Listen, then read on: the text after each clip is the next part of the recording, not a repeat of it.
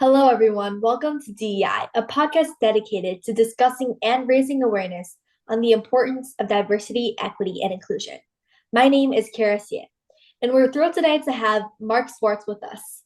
Mark Swartz is an author and advocate for change. He drives support and influences the world through his stories and ideas. Some of his work include Lost Flamingo, Magpie Bridge, and The Giant of the Flood. Thank you so much for being here today, Mr. Swartz. Thanks for having me. Do you mind to start off by introducing yourself and what you do? Sure. Uh, the three titles you mentioned are children's books that I do just for fun, and I'll probably always do that. I also write adult um, literary fiction, mostly just for fun. And then professionally, I'm a writer. I write for and about nonprofits. When I write for nonprofit organizations, I'm usually helping them raise money with either letters or reports. And when I write about nonprofits, usually that's for a website, a publication called Early Learning Nation that focuses on 0 to 5. And that's a project of the Bezos Family Foundation. Can you tell us more about some of the nonprofits you've worked with and some of the causes that they do that you've advocated for? Sure. Some of the clients that I've recently worked with that come to mind are Project Sunshine. They're an organization based in New York, but they work all over the country in hospitals where children are patients.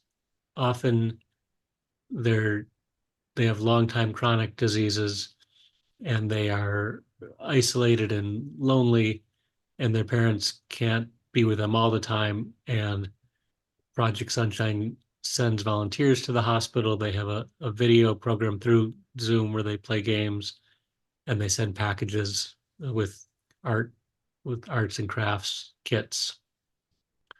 Another one is the Trust for Learning, and that's an organization devoted to what they call ideal learning environments.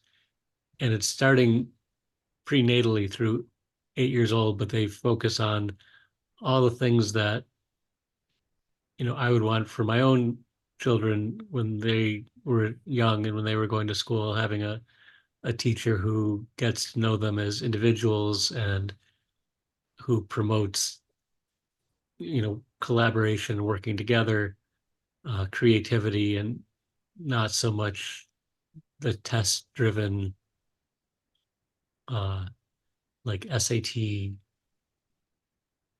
kind of orientation. It's more what they call ideal learning environments. And I've worked on other healthcare organizations, environmental organizations, and also arts and culture. Early in my career, I worked at the Museum of Modern Art in New York City. And when I moved to DC, I worked at the Corcoran Gallery of Art, which was the first art museum in America, and it unfortunately went out of business. Cool. Can you tell us about some inspirational messages that you've come across while working with those nonprofits and why you choose to do a job for writing stuff for nonprofits? Sure. Uh, Generally, I, they choose me. They find me, and either because I've worked with somebody at their organization previously, or have some kind of social media connection with them.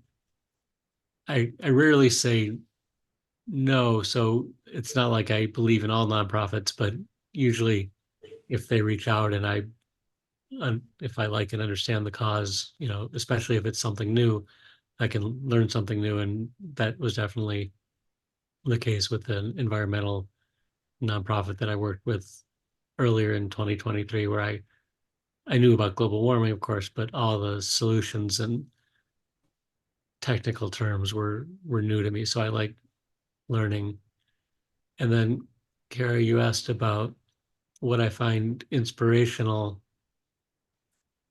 and I like, hearing people's stories, people who are different from me. Uh, there's a inevitable process when I'm interviewing somebody that I'm going to get their story wrong at first, and I might take really good notes and then show them what I've written. Sometimes I'll get it right away, but I suspect that I never get it right away, and that those people just don't want to make edits. And more often they'll say, "Oh, can we leave that part out?" Or when I said this, what I really meant was this. Can we rephrase that? And I'm not a journalist. So if I were a journalist and I were doing these kind of interviews, I might just, well, I wouldn't show them the story before we publish it. And then it would come out and they would say, I didn't really mean that, or I didn't say that. And I would say, well, that's my story and that's how it goes. But when I'm writing these articles and stories, I feel like I'm collaborating with the person I'm interviewing with. And so I want to make sure they're happy with it and that they have that opportunity to make suggestions and edits. Right. Um, how has diversity, equity, or inclusion like played a role in some of those nonprofits and what they fight for? And how do you think um how do you think that this message in general like kept you going in this job? Well, every nonprofit, and I guess every aspect of society, business or college, has had to confront the issues of diversity, equity, inclusion, especially since the murder of George Floyd. And I would say, especially since the pandemic, which exposed a lot of social inequities that we're talking about, that we all knew were there, but we could no longer ignore. So when that happened in 2020, the pandemic hit and the Black Lives Matter protests started coming, every nonprofit that I was in touch with and everyone that I knew about was really making a statement, but also revisiting who is on their staff, who is on their board, the language they use for uh, just focusing on race, although it touches on a lot of other things, whether to capitalize the B in black, whether to, I think there's a lot of language things I'm not thinking of, but when you describe people as poor or um, what's the word that a lot of people use uh, that suggests they don't have a lot of strengths or capacity. Vulnerable is the word. Oh, okay. So Yeah. I think a lot of organizations still use the word vulnerable, but I personally feel like it's it starts suggesting something that you don't really want, which is that the people you're helping are somehow lacking in, courage and strength and intelligence. It's more like they've, another word we do use is disinvested. So society hasn't equipped them, hasn't invested in their communities the same way they do in the place where I live, where we have good infrastructure and good schools and all that. Yeah. I think it's definitely like a lot of like nonprofits are definitely fighting for a lot of like those marginalized groups out there. Um, more let's focus more towards your experience growing up and how has that really shaped your thoughts on DEI and later on helped you venture into what you do right now. Yeah, so you and I met, Kara, at an event last week or earlier this week, at the Atlantic Monthly, Yeah, and equity conference. they had an equity conference, and it was a lot of historic issues came up about where people live and how the institutional racism people have to overcome. And that event was just one of many that reminded me of the privileges I had growing up. I grew up in the suburbs of Chicago. My father is a retired surgeon, and we had a nice house in the suburbs. My brother and I went to public school, but it was a well-funded public school. There were very few, almost no Black students and very few students of color. And I think I grew up in this sheltered way that let some subtle and not so subtle racism and homophobia flourish, or it was tolerated, certainly. And part of growing up is realizing that you've had these privileges and also that you've been sort of indoctrinated with biases and prejudices. I think everybody is, but part of growing up is recognizing them and trying to do something about it. Another example that I shared with you when we met at that conference was about homophobia. And I would say a lot of men in my generation used gay and what my kids use called the F slur. Those terms were just thrown about all the time, and including me, I used those terms, and it was funny, and it was, but it was cruel and ignorant, and not just because I have two queer kids, but that's certainly part of it. I've made a concerted effort to not use those words and to recognize that people come into this world loving somebody who might be their own gender. They might be born in the wrong body. They might, for whatever reason, you know, not subscribe to the heterosexual paradigm that was really the only obvious choice when I was young. Yeah, I think it's a lot, like, I feel like DEI is a lot of shaping what we perceive as right and normal, and also accepting others that might be different from us. Um, how has like your experience growing up and like all you said kind of shaped your career in becoming like a writer? Well, I was always pretty sure I was going to be a writer. And so I read a lot. I always read a lot.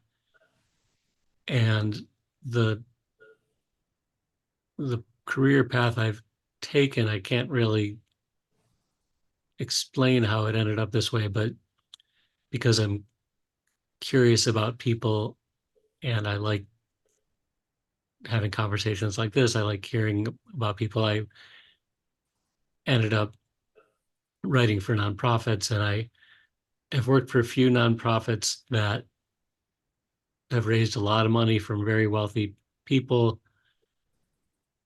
And so it's one, I've gotten good at it because I've done it a long time, but two, it's never far from my mind that the people making the donations or investments have a lot of privilege and power, and they get to decide where, what causes they support with their money. Yeah, that's true. Can you tell us more about like some of the like stories that you've written for fun, like adult books or children books, and what are some implications behind those stories? Yeah, I've always been, at least since college, I've been interested in literary fiction that is not conventional, isn't bestsellers. And the first novel I published, I was 30, maybe a little older. And it was called Instant Karma, and it was about it was the diary of a disturbed young man who wanted to blow up the Chicago Public Library, and he loved the library, but he wanted to destroy the thing he loved. And it was a great experience writing a book, having people read it, sharing it with librarians who tended to be the biggest fans of the book. I wrote a novel called H2O about a sort of bumbling engineer who accidentally invents a synthetic water substitute, but it has side effects. I wrote a thinly veiled memoir. It's a novel, but it's sort of about me and when I was a junior camp counselor at a Jewish summer camp in Wisconsin. The plot of the story is not something that really happened. A rich, beautiful camper girl goes missing, and the junior counselor, who is sort of the person that my avatar, goes searching for her. And then the book I'm just finishing is called The Music Never Died, and it's about pop musicians like Biggie and Tupac and Amy Winehouse, Jimi Hendrix, who died young, but I'm imagining their lives if they hadn't died. That's cool. That's so cool. So that'll be out in August 2024. It's called The Music Never Died. I'll go read it. Okay. It sounds fun. Um, Last few questions. So, how what do you really wish to achieve through like your writings, and all that, and like what causes do you wish to achieve and change in society? There's so many things that are wrong in society. Of course, the climate is an emergency, and economic inequality is an emergency that I think is driving some of the problems we have in democracy. I would like to think that in my career I'll make a difference in those things, but I don't have any grand ambitions. It's important to me that I work with people who are like fun to work with, but also very committed to a cause, and that collaborating with people like that, I can feel like I'm making a dent. But I don't have a grand vision for what I want to accomplish for Yeah, society. but I still think it's very impactful that you're like voicing out the messages of nonprofits and actually working with people who can potentially make a change in society. Yeah, and I hope so. And the leaders of these organizations are really courageous and smart, and they're just as talented, I'm sure, as business leaders who we tend to worship, in the media. Yeah. What are some messages that you wish to share with the Gen Z population, like either through this podcast or like through your writings? Yes, on behalf of my generation, I want to apologize to your generation for the mess we're leaving. And I have every confidence that your generation, which includes my two kids, will, if not fix things, they'll get it, they'll move things in a direction towards more equity and justice and climate justice. Uh, I've found a great deal of fulfillment in writing, and I hope and believe that people in Gen Z will also, discover the power of writing, and maybe uh, with AI as a tool, certainly not as a substitute for the actual work. Yeah, thank you so much. That's it for now, but the discussion was really incredible and hope to have you back again.